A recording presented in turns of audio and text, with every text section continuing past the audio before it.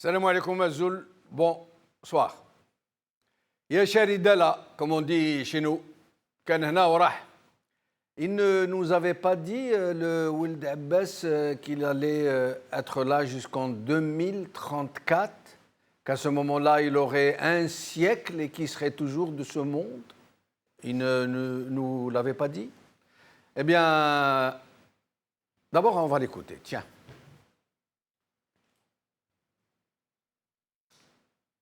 ولد عباس مازال نتصلوا في 2019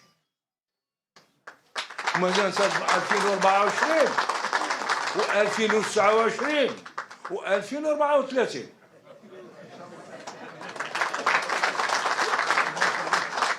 2034 يكون عندي قرن في عمري ان شاء الله قرن ونكون معاكم ما تخافوش ليرو متاورو راهم غالطين. حنا nous sommes comme les oliviers de la Kabylie. نشدوا les oliviers de la Kabylie. الزيتون تاع بلاد القبائل يشد 2000 سنة. أنا ماشي 2000 100 سنة كافي. Les oliviers de Dahmeloued. Sinon, Wild Abbas a déclaré ou a fait déclarer qu'il était parti pour raison de santé, qu'il aurait eu un malaise cardiaque. En fait, il semble que ce soit vrai, qu'il ait eu un malaise cardiaque, mais après qu'il ait appris qu'il avait été viré. Parce qu'on ne démissionne pas dans la combuse. On ne démissionne pas. Bouteflika n'avait pas-il dit, déclaré publiquement qu'on ne démissionnait pas sous sa présidence, qu'on attendait d'être limogé. D'ailleurs, même lui, à son stade, il ne démissionne pas. On ne démissionne pas. Parce que ces gens-là qui ont fait leur nid dans un lit de mensonges, ils ne savent pas ce que pudeur veut dire, ce que dignité veut dire, ce qu'assumer ses fautes veut dire, assumer ses fautes en démissionnant. Ils ne le savent pas. Mais Kamatoudine, Toudan, il y a une justice quelque part, lui, qui avait fait le forcing, il avait fait partie de la meute qui avait forcé son collègue et ami du même parti, M. Bouhadja, à partir, à déposer sa démission. Ben voilà, il lui arrive la même chose, il doit bien rigoler dans son petit coin, M. Bouhadja. Mais le plus curieux est que celui qui a remplacé M. Bouhadja à la tête de l'APN l'a remplacé, lui, à la tête du FLN, puisque M. Bouchareb, l'heureux remplaçant, a été désigné par le bureau politique pour le remplacer en attendant que le comité central, Zama, désigne le futur secrétaire général. Et il faut d'ores et déjà se poser des questions sur ce jeune Bouchareb qui semble être sorti du jour au lendemain de quelque chose de très mystérieux. Aujourd'hui. HuffPost. Après avoir dégagé Bouhadja, Jamal Wild Abbas dégage du FLN. TSA. Crise au FLN. Jamal Wild Abbas poussé à la porte par Yassim Babouche. Liberté. Le bureau politique du parti l'a désigné comme intérimaire. Bouchareb remplace Wild Abbas à la tête du FLN. Avec nous donc pour parler de cette grosse surprise pour le moins, Meziane Meriane, syndicaliste, M. Borhan Messir, fonctionnaire international à la retraite, M. Brahim Younsi, analyste politique, ex-cadre du MDA. Analyste politique. C'est le cas. Moi, j'appelle les choses par leur nom. Oui, les gens qui viennent faire des analyses politiques sont des analystes politiques, même s'ils ne sont pas payés pour ça. Oui, d'une part. Et d'autre part, je ne me considère pas comme un analyste politique. Comment vous je suis un ancien cadre. Ancien et je préfère même dire un ancien dirigeant pour des raisons bien précises, pour dire que ce n'était pas un seul qui dirigeait le parti, ce qui était vrai. Oui. Je n'étais pas seulement un cadre, je l'étais. Vous n'allez pas pousser le bouchon jusqu'à nous dire que le MDA était démocratique? Oui. Ah bon? Il l'était. Oui. Il l'était. Tout autant que son président. Et son président l'était. Et je peux en témoigner et je peux le dire. Très bien. Et j'étais fier d'avoir travaillé une bonne période dans le MDA sous la présence de Ahmed Mbela. Dans la démocratie, vraiment. D'accord. Peut-être qu'il était démocrate dans son parti. Il l'était en tout cas dans la période à laquelle j'ai pu travailler avec lui, j'ai travaillé avec lui. En tout cas, quand il était aux affaires, quand il était président de la République algérienne démocratique et populaire, il ne l'était pas. De la même manière qu'il n'avait pas pris le pouvoir de façon démocratique. Oui, non, mais personne n'a pris le pouvoir de façon démocratique, ce qui est vrai. Il y a eu quand même des élections. Oui. Il y avait le parti unique qui avait été décidé à Tripoli, ce n'est pas lui qui l'avait décidé. Ensuite, bon, la démocratie était fonctionnelle. Rappelez-vous, le 16 juin 1965, Ahmed Mullah avait signé un accord avec le Front des forces socialistes. Ça veut dire que déjà nous nous dirigeons vers le multipartisme. Souvenez-vous qu'il avait réhabilité le Parti communiste et le journal La République, qui était le journal du Parti communiste, était devenu le journal officiel, entre guillemets, du gouvernement. Rappelez-vous que des négociations s'étaient passées avec Khedar qui devait rentrer. Rappelez-vous du congrès de 1964 au crime, un de ses principaux adversaires, et avait participé au congrès, une grande réconciliation. C'est-à-dire qu'on se dirigeait vers... Ce que je sais en tout cas, Brahim Younsi, c'est que vous êtes un excellent avocat, puisque vous défendez des causes quasiment indéfendables. Non, mais moi, nous n'allons pas en dire plus, non, pas si du vous tout, permettez. Pas du tout. Je crois qu'il faut connaître, le contexte, et puis l'homme. On a connu les deux. Mais je ne pense pas qu'on vous met... On en fera peut-être une émission un de ces jours. Il vaut mieux. Je crois qu'il y a une déviation de l'histoire, voire une révision de l'histoire. On en parlera. Oui. Mais j'aimerais aujourd'hui Je ne dis pas qu'il n'y a pas eu des choses. Pour moi, il n'y a eu que des choses. Et non, il n'y a pas que des choses. Mais bon. Alors, Ould Abbas, qui nous disait qu'il ne partirait pas jusqu'à 2034, qu'il était là. D'ailleurs, tout le monde s'étonnait comment Saïd Bouteflika ne l'avait pas viré, puisqu'il était devenu tellement contre-productif. C'est devenu la risée, non pas de l'Algérie, du monde. Tous ceux qui comprenaient un tant soit peu ce qu'il racontait et se traînaient par terre de rire quasiment. Et alors, voilà qu'il semble que des choses soient en train de se passer. Ça a commencé par l'attaque de M. Le contre le ministre de la Justice, contre Ouyahia, qui avait semblé complètement hallucinant. On ne comprenait pas qu'un ministre puisse critiquer son propre Premier ministre de façon très violente.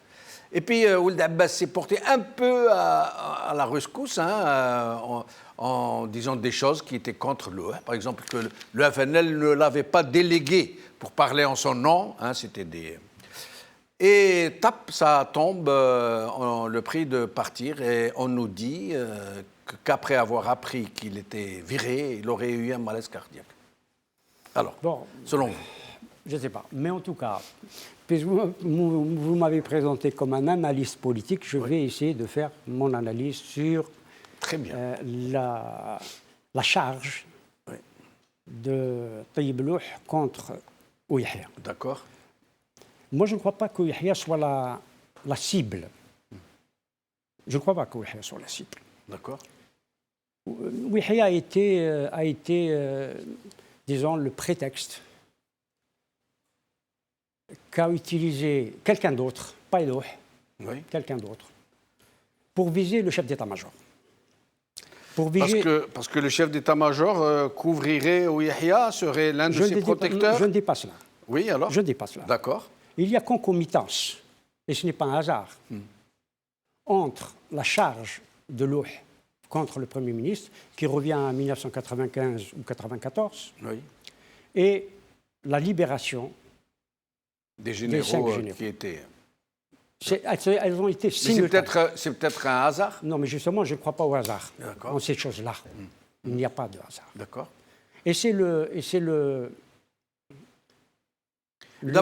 chef d'état-major. D'abord, le n'est pas le ministre de la Justice militaire, il faut le rappeler. Non, ça n'a rien à voir, parce que les 5 généraux ont été libérés par la justice militaire. On est d'accord. Et non pas par la justice. Mais qui a mis les généraux à travers le juge militaire en prison? Oui. C'est qui? C'est qui? C'est le régime, c'est les maîtres du pays, c'est les chefs d'orchestre, les maîtres du jeu. On les appelle comme on veut. C'est le ministre ou le vice-ministre. Le ministre de la Défense, c'est le président de la République. Oui.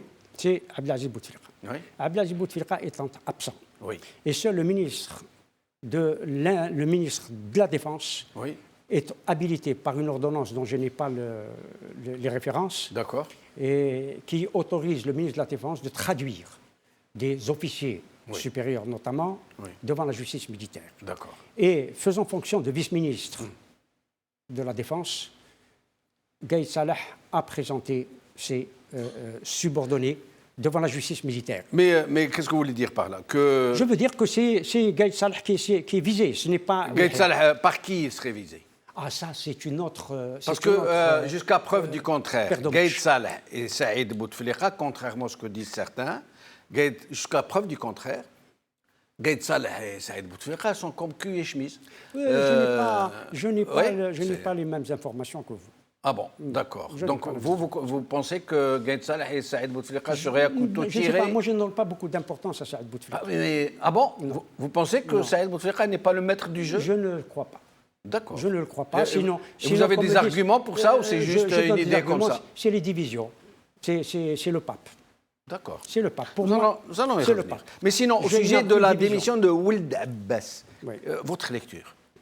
Non, Ould Abbas, bien entendu, c'est les rivalités qui sont en jeu. Moi, je ne crois pas qu'il y ait une complicité à ce point entre Ould Abbas et Ouihia. Ouihia a avancé suffisamment loin ses pions. Il est le chef de l'État bis.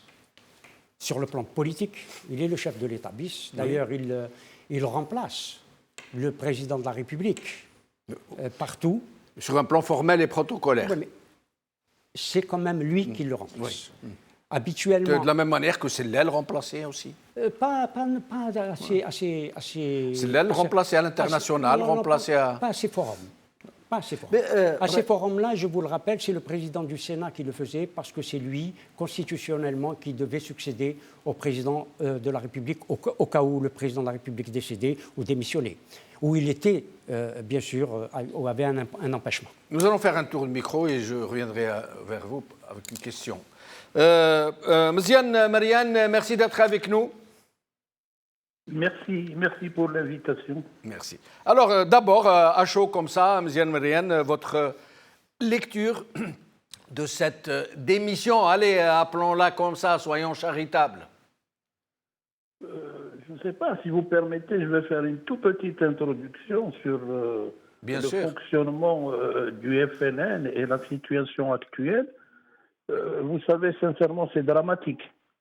Alors que, il faut le dire, les prévisions financières de notre pays, comme a déclaré le ministre des Finances, réserve de change, à l'horizon de 2021, seront de 33,8 milliards de dollars, qui ne répondent qu'à un tiers de nos besoins annuels. Et au moment où on a besoin d'un changement de cap politique, tant économique pour nous, de la classe ouvrière, on assiste à une guerre qui ne dit pas son nom, pour les présidentielles et la pérennité du système politique qui a vraiment démontré ses limites. Sincèrement, la situation nécessite la participation de toutes les forces vives de la nation algérienne pour sauver la situation. On a besoin de plus de visibilité pour sauver la situation, plus de démocratie et la participation de l'opposition pour dépasser une situation aiguë qui risque de se présenter. Et non pas une guerre, et non pas le monopole de la vie politique et la concentration du pouvoir dans les mains d'une seule personne. Tellement qu'il y a confusion, sincèrement, on ne sait pas dans quel système politique on évolue en Algérie. Est-ce le monopartisme, est-ce le bipartisme, est-ce le multipartisme? On a un multipartisme, mais le fait que l'ancien parti unique a la majorité, on fonctionne comme à l'ère du parti unique. Ce multipartisme donne une apparence, une façade démocratique au régime politique en place, dont les partis politiques d'opposition ne doivent être que des figurants. Et les tenants du système politique mettent en place des mécanismes qui vont empêcher l'opposition d'acquérir le pouvoir.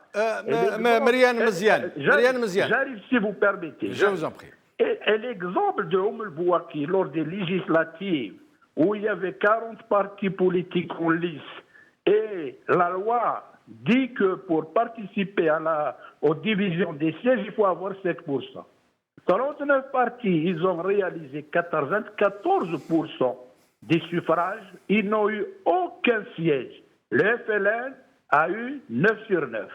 Ce parti FLN, j'arrive, se confond avec le gouvernement des fois, il se substitue à lui. Il se considère parti-État. Au lieu de renforcer les institutions qui vont survivre aux politiques et aux hommes, on a juxtaposé le système politique FLN à l'État-nation. On a ancré dans les esprits des citoyens le système politique et la nation algérienne. Vous critiquez le système politique et le FLN qui gèrent les affaires de la nation, on vous retroque. Vous critiquez la nation algérienne, vous n'êtes pas nationaliste. Ah ben, monsieur... J'arrive. Oui. Tellement que c'est ancré dans les esprits, il faut craindre aux citoyens que si le système politique disparaisse, la nation sera en danger. La lutte des clans. La lutte des clans qui est au sommet, au sein du sommet, est toujours projetée sur le parti FLN qui incarne le système politique. Alors, permettez-moi, oui. Marianne Mziane, de vous interrompre. Oui. J'ai bien entendu ce que vous disiez, mais je ne suis pas d'accord avec vous du tout. Personnellement, ça reste un point de vue personnel, bien sûr. Quand vous demandez, vous posez des questions sur le multipartisme, monopartisme, la plupart des Algériens, un temps soit peu initiés aux affaires algériennes, savent que tout ça n'est que du vent. La seule chose qui compte, c'est le noyau de décideurs derrière qui sont invisibles et qui commandent, qui règnent, dont l'Algérie est devenue la propriété privée quasiment. Quand vous dites que le FLN se confond et parfois se substitue, se confond avec l'État et parfois se substitue à lui, qu'il gère les affaires de la nation. Mais le FLN ne gère rien du tout. Le FLN, à mon avis, de la même manière que le RND, que Yahya lui-même, que Ould Abbas, ne sont que des périphériques. À mon avis, hein, je ne suis pas en train d'asséner des vérités infuses. Ould Abbas, ou Yahya, le FLN, le RND, ce n'est rien tout ça, ce n'est rien. Oui, tellement qu'il y a cette confusion. C'est pour cela que je vous ai dit, ce n'est ni le monopartisme, ce n'est ni le bipartisme, ce n'est ni le multipartisme. Et c'est justement, c'est parce que c'était par avant qu'il y a cette confusion. Si vous permettez, je continue sur ce que je viens de dire. La lutte des clans au sein du sommet est toujours projetée sur le parti FLN qui incarne le système politique. Il était l'ancien parti unique, que l'on veut ou pas. Donc on assiste à une guerre de clans à l'extérieur du FLN, des fois, et cette guerre de l'extérieur est gérée des fois de l'intérieur du FLN par des sous-groupes. À défaut de se faire la guerre d'une façon frontale, ils la font par des sous-groupes interposés. Et des fois, et on l'assiste souvent, des fois c'est l'extérieur puissant qui gère la guerre à l'intérieur des sous-groupes du FLN pour se positionner. Et lorsqu'un responsable ne répond plus aux objectifs de la feuille de route, il est éjecté. Des exemples sur ce que je viens de dire, des guerres qui géraient à l'extérieur du FLN dont les tirent les ficelles de l'intérieur, on a actionné une responsable d'un parti politique pour réveiller les vieux démons du clivage qui n'existe pas, qui ne doit pas exister entre Arabes et Kabyles. Alors qu'avec vous parlez de Naïma Salhi. Vous parlez de Naïma Salhi. Oui. Alors que, avec la constitutionnalisation de Temazigh, langue officielle, le clivage commence à disparaître, quoi qu'il n'existe pas. Donc, pourquoi le réveiller? Pour quel objectif? Si ce n'est pour empêcher éventuellement un candidat bien défini. Et restez avec nous, je reviens à vous, je fais un tour de micro. Je termine. Non, restez avec nous parce que on est obligé de faire un tour de micro, Mziane Marianne, et je reviens à vous et vous pourrez continuer vos idées, le fil de vos idées. Brahane Messir, merci d'être avec nous. C'est moi qui vous remercie, M. Benchinouf. Bonsoir à vos invités, bonsoir à tous les téléspectateurs d'Al-Mara Libya. Alors d'abord, une lecture, votre lecture sur cette très curieuse décision qui vient de tomber de la démission, entre guillemets bien sûr, de M. Ould Abbas. Écoutez, moi je pense, ma lecture personnelle est à chaud, pense que les gens, les décideurs qui ont démis carrément Jamal Ould Abbas, ces gens-là lui ont donné une sortie de secours en invoquant la raison de santé. Pour deux raisons. Depuis 1962, depuis l'indépendance de l'Algérie, tous les hauts fonctionnaires de l'État algérien, avec qui on garde encore de la sympathie, moi je parle en tant que décideur par exemple, avec qui on les laisse traîner dans le giron, ces gens-là, on leur demande, on les limoge, en les faisant démissionner, en invoquant deux raisons, soit raison de santé, soit appelés à d'autres fonctions. Alors, pour le cas de la FLN précisément, regardez, revenant un petit peu en arrière par rapport au cheminement du FLN depuis l'avènement de Bouteflika. Depuis le cas Ben Flies, qui a été démis par décision de justice, la fameuse justice de la nuit. Tous les autres qui ont suivi, tous les autres secrétaires généraux qui ont suivi, ont été démis d'une manière très humiliante, mis à part deux. Les deux, c'est qui? Le premier, c'est Saïdani. En 2014, lui aussi, il a invoqué des raisons de santé. Il a démissionné et après, vous avez vu Saïdani, il courait même, il faisait son jogging. Et le deuxième, c'est Jamal Ould Abbas, à qui on offre une porte de sortie en disant que c'est pour des raisons de santé. À la différence de ces deux personnes-là, à la différence de Saïdani, quand il a démissionné, il avait démissionné devant le comité central, si ma mémoire ne me trahit pas. Il avait assisté à une réunion et puis il a démissionné en plein public. Jamal Ould Abbas n'a même pas eu le temps de convoquer le bureau politique pour déposer sa démission.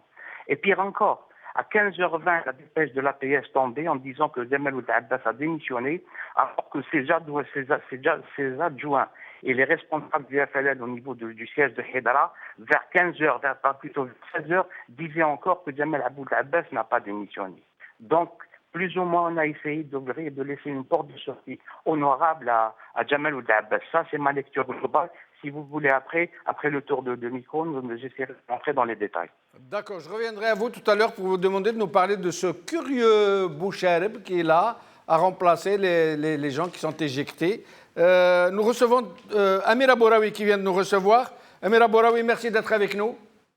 Merci à vous, merci pour l'invitation. Merci. Alors, Amira Bouraoui, on nous dit que M. Ould Abbas a démissionné pour raison de santé.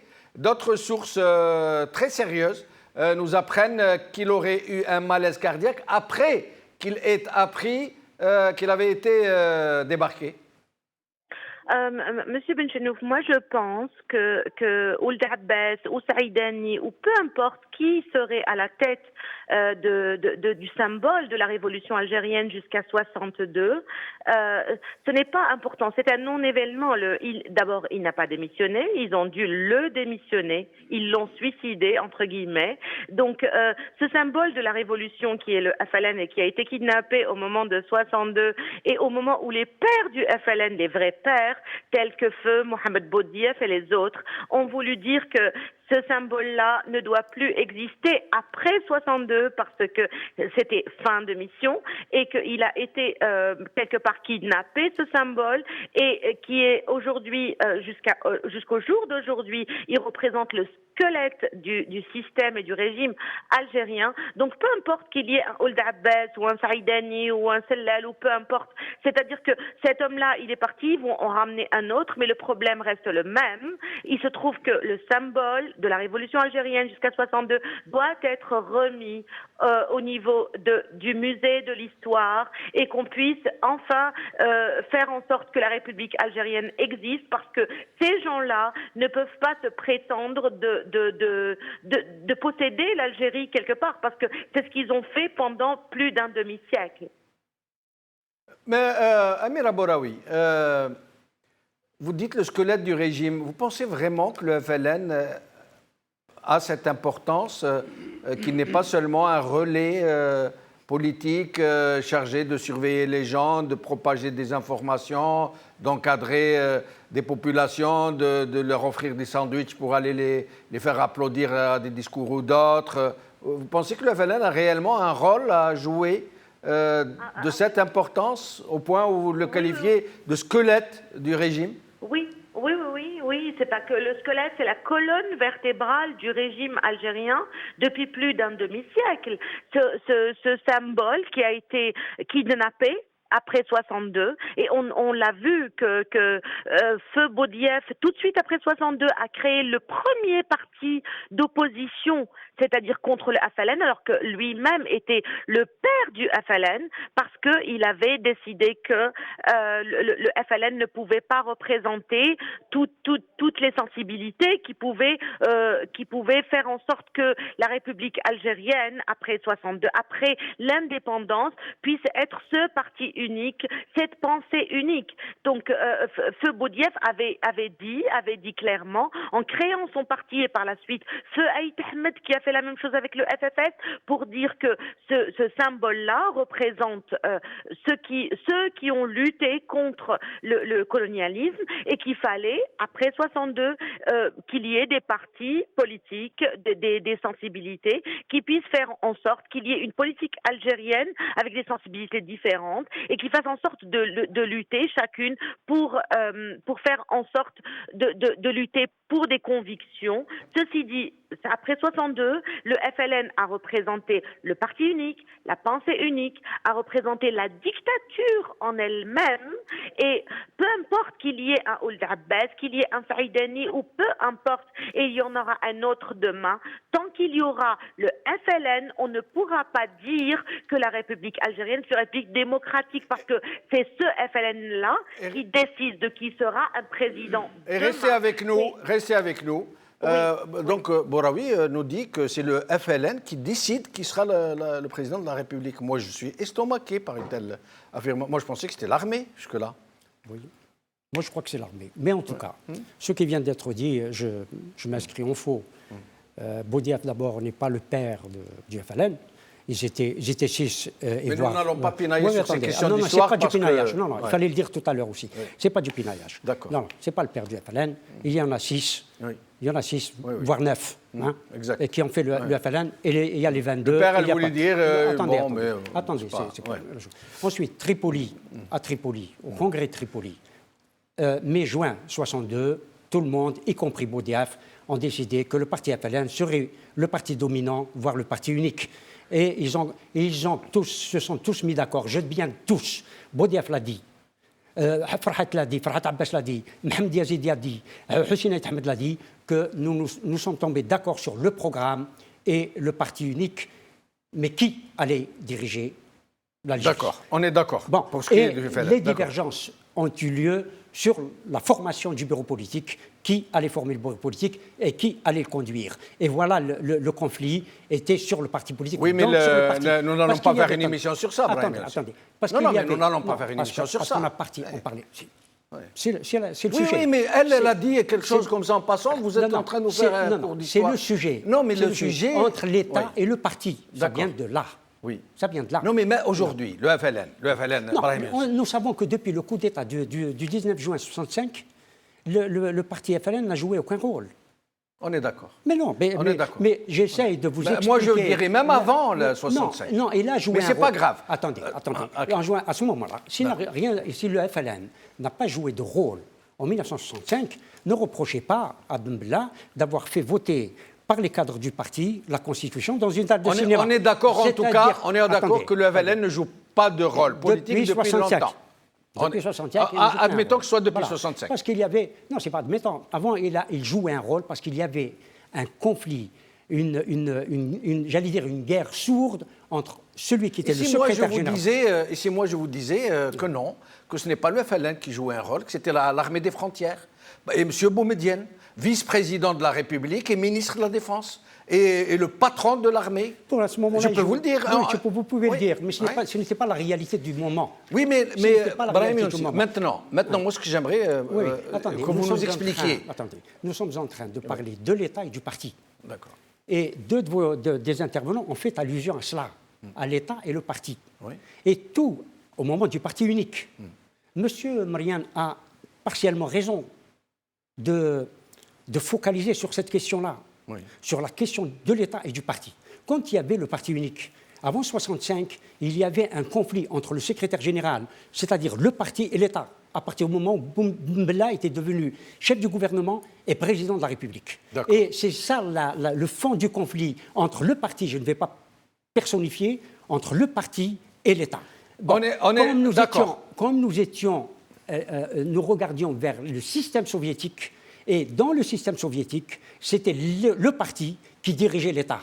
Et le conflit était là. Ce conflit Mais Brahim aussi, moi j'entends bien ce que vous dites, sauf que nous sommes en train de dévier de notre thème central. Moi je veux bien que vous répondiez à Bouraoui sur le père de la révolution bolivarienne, mais concernant... Moi ce que j'aimerais que vous m'expliquiez... Je dis que ce n'est pas la vérité, parce qu'il ne faut pas travestir l'histoire à chaque fois. Ce que j'aimerais que vous m'expliquiez, vous nous expliquiez, c'est que d'abord, quel est réellement le rôle du FLN aujourd'hui? Je viens de vous dire, il n'a aucun rôle. Ensuite, qu'est-ce que cette démission de Ould Abbas veut dire? Surtout qu'elle est survenue après l'attaque frontale de M. Louh contre M. Ouyahia, après que Ouyahia, ces derniers temps, est en première, il est sous les feux de la rampe, notamment à l'international. Et est-ce que, d'après vous, c'est parce que M. Ouyahia aurait été placé en lice sur le starting block comme éventuel candidat en remplacement d'un 5e mandat? Je ne considère pas que l'attaque de Tayyip Louh contre Ouyahia soit si importante que cela. Elle serait fortuite? Elle n'est pas fortuite, je vous l'ai dit tout à l'heure, mais elle ne vise pas Ouyahia. On s'est servi de l'exemple de Ouyahia, pour dire que les emprisonnements, les arrestations de cadres, comme cela a été fait dans les années précédentes, ne doit plus se faire. Et à ce moment-là, les 5 généraux sont sortis de prison. Oui. Et donc, d'après vous, le clivage se situerait entre ceux qui ont fait sortir les généraux de prison, voilà. Donc le général Gaït Saleh, voilà. Et l'autre camp qui serait celui de Saïd. Celui de la présidence. De la présidence, de Saïd Bouteflika et de ceux qui sont avec lui. Moi, je vous l'ai dit tout à l'heure, je ne donne pas de grande importance à Saïd Bouteflika. Monsieur Marianne, à votre avis, où se situe le clivage et qu'est-ce que cette démission veut vraiment signifier? Est-ce qu'un clan est en train de prendre le dessus sur un autre, en l'occurrence? Maintenant, est-ce qu'un clan va prendre le dessus? C'est l'avenir prochain qui le dira. Mais une chose est certaine, c'est que la démission, enfin on l'a fait démissionner, c'est qu'un clan qui essaie de se positionner par rapport à un autre. Vous savez, il y a des situations politiques sur lesquelles on ne peut que faire des analyses. On ne peut pas avoir une tautologie, car la politique n'est pas une science exacte. Ajouter la politique menée dans le système politique algérien depuis 1962 jusque-là, sincèrement, on ne peut faire que des analyses. Mais qu'est-ce qui va dire, comment dirais-je, la vérité sur tout ce qu'on est en train de dire? C'est l'avenir immédiat qu'on pourra comprendre les choses plus clairement lorsqu'on verra émerger une personne. Là, on pourra vraiment comprendre les choses correctement. Mais une chose est certaine, on ne peut pas faire démissionner Ould Abbas devant le parti politique parce que c'est anti-statutaire. Le statut du FLN, il doit y avoir retrait de confiance. Retrait de confiance, il est défini dans le règlement intérieur, les statuts. Mais tellement qu'il était imposé, il n'était pas élu par ses pairs, il était élu d'une façon comme ça folklorique, soi-disant élu. Donc on le fait démissionner comme ils ont démissionné les autres. Maintenant, Ould Abbas, comme je viens de dire, il ne répond plus à un certain objectif de la feuille de route qui était tracé de par ceux qui l'ont placé à la tête du FLN. Ould Abbas doit avoir dévié de la trajectoire tracée par ceux qui l'ont placé à la tête du FLN, donc ils doivent le faire disparaître. Pourquoi? Parce que disparaître au sens éjecté du FLN, parce que c'est eux qui l'ont placé en voulant l'amener à atteindre leur objectif bien déterminé. Il ne répond pas à leur objectif, on l'a éjecté, c'est sûr que le clan qui l'a placé, qui l'a éjecté et non pas quelqu'un d'autre. Restez avec nous, Mziane Marianne. Brahim Messir, comme vient de le dire Mziane Marianne, on n'a pas d'autre choix que de se laisser aller en conjecture, en spéculation. Il n'y a pas d'autre choix, c'est complètement plombé, totalement opaque. Nous n'avons pas d'autre choix que de spéculer, mais à votre avis, d'abord, est-ce que, comme le dit Mziane Marianne, c'est parce que Ould Abbas ne répond plus à certaines sollicitations, à une certaine feuille de route qu'il a été éjecté. Si c'est le cas, en quoi il a fauté. Et ensuite, je vous poserai une question sur Boucherb, si vous permettez. Mais d'abord, sur cette déviance de la feuille de route qui lui aurait été confiée à M. Ould Abbas. Écoutez, les prochains jours, vous allez voir que les langues vont se délier au niveau du FLN, au niveau des instances suprêmes du FLN. Qu'on le veuille ou non, Jamal Ould Abbas a été une personnalité très controversée au sein du FLN, au sein même des gens du FLN, dans son propre camp, sans parler bien évidemment de la scène politique. Monsieur Jamal Ould Abbas, peut-être, comme vous le dites, on est en train de faire des supputations, de la spéculation, on est en train de voir, Jamal Ould Abbas, la goutte qui a vraiment fait déborder son vase, c'est bien l'affaire de Taïb Loh et d'Ahmed Yahya, et l'affaire du Premier ministre. Parce que la véritable raison, Jamal Ould Abbas, on commençait à sentir son départ il y a 4 ou 5 jours, je ne sais pas si vous avez suivi les actualités, il avait tenu une réunion à Ain Defla, c'était une réunion concernant la préparation des élections sénatoriales, et c'est pour la première fois depuis que Jamal Ould Abbas était secrétaire général du FLN, c'est pour la première fois que la télévision officielle et une autre télévision plus ou moins semi-officielle qui appartient à un privé n'ont pas couvert cet événement-là, ils n'ont pas parlé de Jamal Ould Abbas. Donc, que Jamal Ould Abbas soit démis ou qu'il ait déposé sa démission, moi, à mon avis, l'affaire Bouhadja, la grande affaire Jamal Bouhadja, a effectivement porté les stockades sur Jamal Ould Abbas. À votre avis, est-ce que nous pourrions assister à quelque chose, une sorte de duel entre un Taïb Loh et un Yahya? Est-ce que ce serait concevable? Écoutez, dans le microcosme algérois, cela fait un bon bout de temps maintenant, ce n'est un secret pour personne d'ailleurs, le nom de Taïb Loh a toujours circulé en tant que prochain secrétaire général du FLN. Son nom a toujours circulé. Maintenant, qu'on lui donne ou qu'on essaye de voir qu'il ait des ambitions encore politiques supérieures au poste du SG du FLN, ça personnellement, mis à part les spéculations, je ne pourrais pas le dire. Tout à l'heure, vous alliez me poser la question concernant le président de l'APN. Oui, j'allais y venir. Voilà. Alors, juste une précision. Monsieur Boucherb, qu'on sort du chapeau en dernière minute pour le désigner en remplacement de M. Bouhadja. D'ailleurs, personne n'a compris pourquoi on a fait partir M. Bouhadja, qui était pour le 5e mandat, qui était pour les Bouteflika, qui était pour le duo Gaïd Salah Saïd Bouteflika. Et puis là, on le ressort du chapeau pour qu'il remplace M. Ould Abbas à la suite d'une décision du bureau politique qui a été réunie en 2 secondes. Pour décider, ça veut dire que ça tombe de haut. C'est des gens qui ont exécuté une consigne qui a été tombée. C'est qui, M. Boucherb, et qu'est-ce qu'on veut faire de lui? Il a un nom, on est en train d'utiliser son nom. Et là, ça devient un véritable problème et on sent la précipitation dans la prise de décision quand M. Boucherb a été choisi.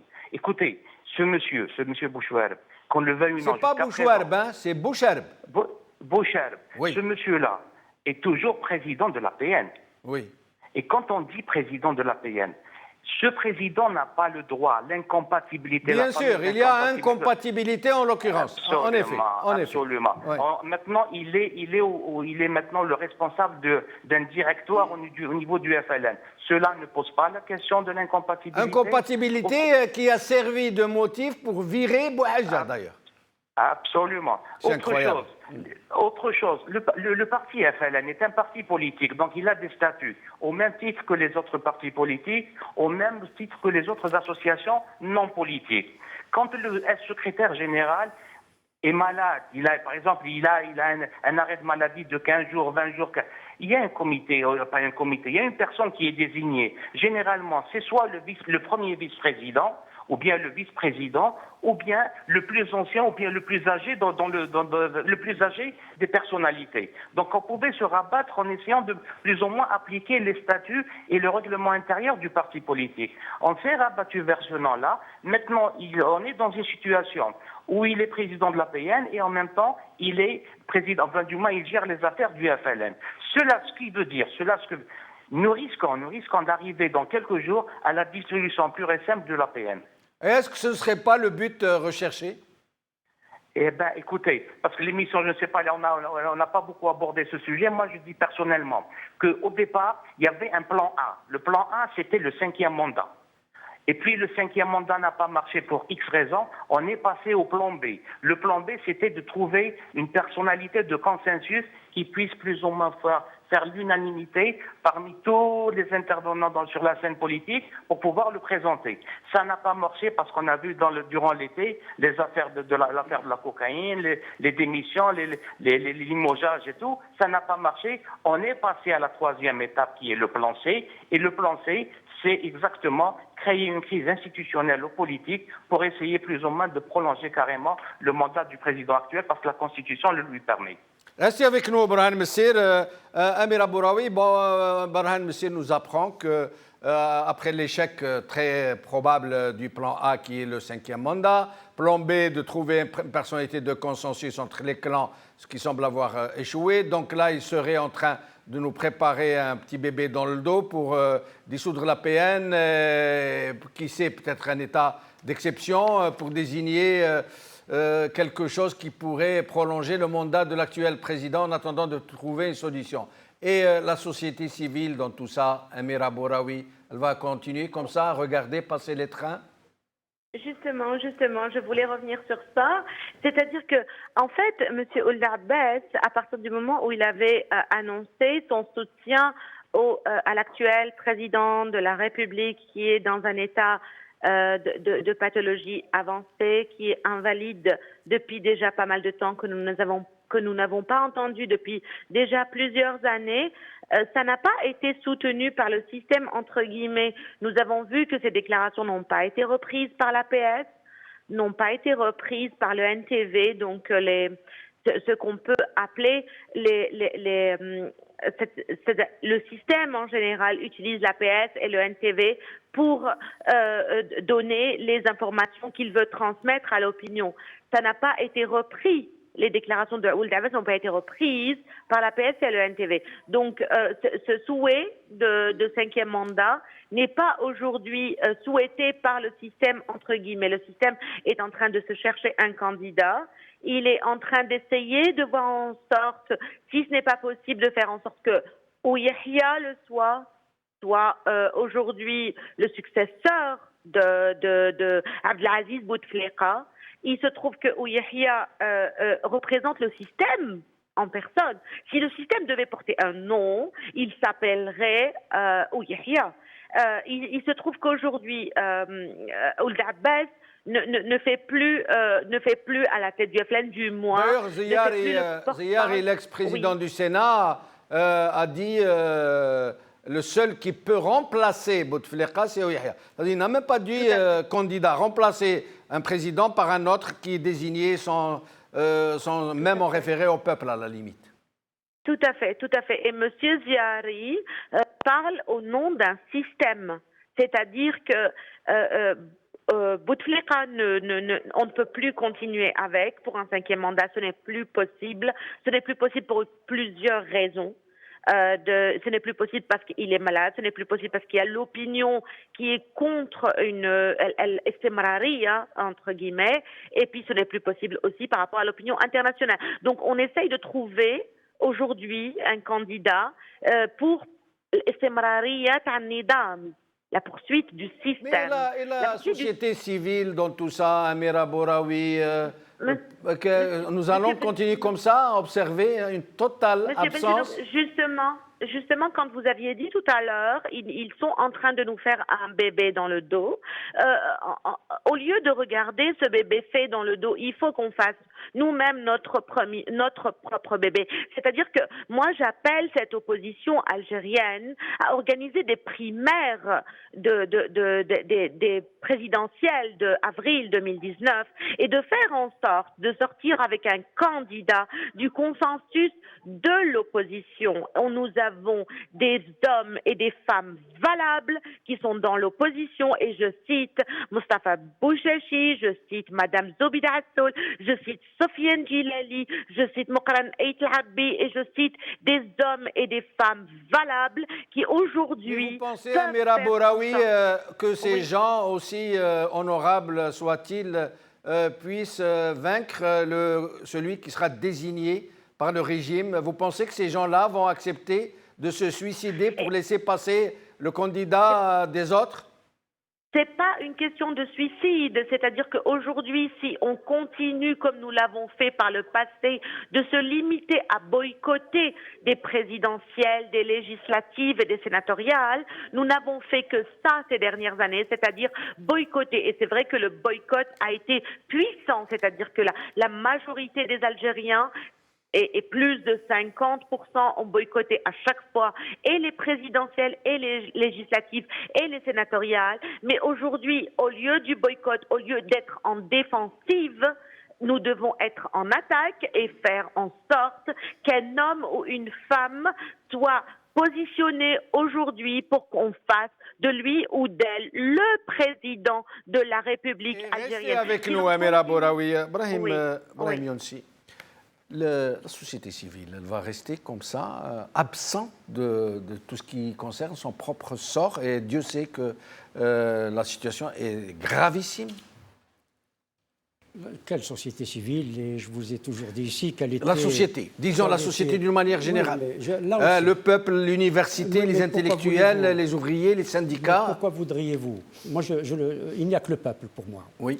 Et pourquoi voudriez-vous que le peuple s'engage, alors qu'il s'est engagé, pour faire la politique des élites? Des élites, et on vient de l'entendre, qui sont dans l'électoralisme, qui sont dans le système. Faire des élections, c'est être dans le système. Si on veut se débarrasser du système. Et cela, on peut faire une analogie. Ils ne sont pas hors sujet.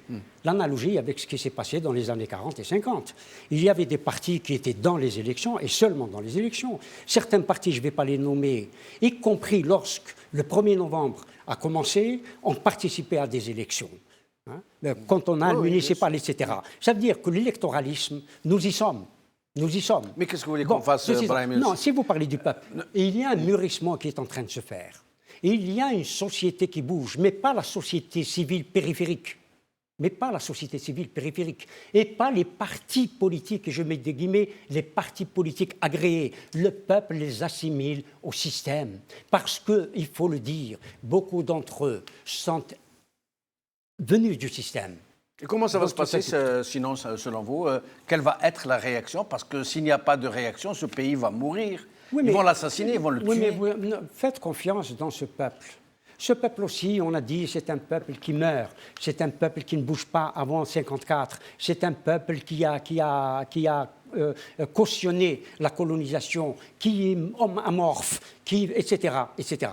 Mais il y a toujours dans le mouvement et dans les mouvements que nous voyons aujourd'hui, y compris dans les partis qui jouent le jeu des élections, y compris dans ces partis-là, il y a des gens qui ne sont pas d'accord avec leur direction et qui veulent absolument les empêcher d'aller vers des élections, qu'elles soient municipales, législatives ou présidentielles. Et ça bouge, y compris dans les partis.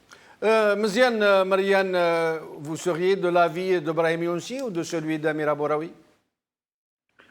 Vous savez, sincèrement, je suis partagé. Le peuple, c'est vrai, il les assimile au système, il a tout à fait raison, mon camarade. Lorsque vous voyez les personnalités qui ont émergé pendant les années 90, excusez-moi le terme, devenir des milliardaires, là, sincèrement, le peuple est en train de réfléchir 1000 fois pour suivre une option politique. Maintenant, la situation exige des réflexions, la situation exige des citoyens, de la société civile, des partenaires sociaux, des partis politiques, de se retrouver, de parler, ne serait-ce qu'une journée, 2 jours dans un conclave et sortir avec une plateforme qui peut sauver la situation. Il faut gagner la sympathie du peuple. Il faut que le peuple suive. Si le peuple ne suit pas, point de salut pour la situation que l'on vit actuellement. Si vous permettez le choix de Boucharov, qui est de la paix, moi je pense sincèrement, une analyse très simple, il répond à un équilibre des pouvoirs d'une façon régionaliste.